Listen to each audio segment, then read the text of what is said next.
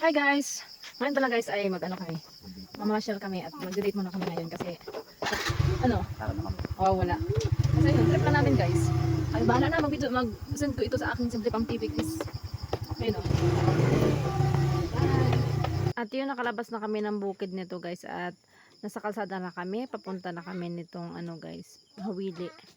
Ayun guys, nag-stop kami dito sa ano, sa may Falling Rocks sa Hawili. Kasi magpipicture kami ng buwan. Ayun yung buwan oh. Wow, ang ganda ng buwan. Mag-picture taking muna tayo. Update na lang later.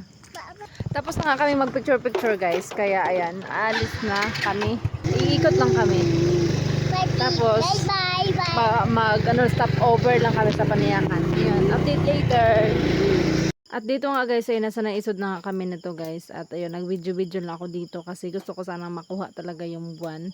At ayan na nga yung buwan guys. Kung napapansin nyo, ayan, pinapakita ko na nga dyan guys. Napakaganda naman talaga sa personal niyan. Pero ayan, mabuti na lang at kahit pa paano nakukuha siya ng cellphone ko. 'Di ba? Ang galing lang. Pati nga itong kalsada guys oh. Kahit walang street light ay nakukuha siya ng cellphone na to. Dahil yan sa kaunting ilaw ng motor tapos with parang flash din dito sa likod ng cellphone na to na parang may ring light na siya guys. Kaya ganyan. Or may super night mood kasi talaga ito. Nandito na kami sa Panayakan. Magtambay lang kami dito ng kaunting oras. At yun na nga guys. Pauwi na nga kami sa amin sa bahay. Ayan. Naya kami. Be! Nay! Tas nanay ay.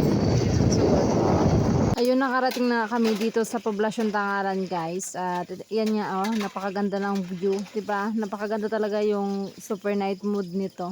At pupunta lang kami ng Frank's kasi bibili lang kami doon ng makakain at para hindi na kami maghapunan kasi late na rin. At dito na nga kami guys sa Frank's at ayan yung mga pwedeng pagpilian dito. Pero ano lang yung binili namin dito, yung buy one take one na tag 48 na ham and cheese, tapos yung sa anak namin egg sandwich lang. Ayan, habang nag-aantay lang ako dito ay binidyo-video ko lang yung sarili ko. Tapos na-miss lang ako kasi clear yung camera. At ito na nga yung order namin guys. Ayan na. Tag-iisa kami dyan. Tapos ayan, tara kain tayo. Ito lang talaga yung napagdesisyonan namin kainin ngayong gabi guys. Kasi medyo mahirap na or dahil late na pag magluto pa kami pag uwi namin. Pero may rice naman sa bahay. Papakainin pa rin namin ng rice yung anak namin. Lalo na at iinom siya ng gamot.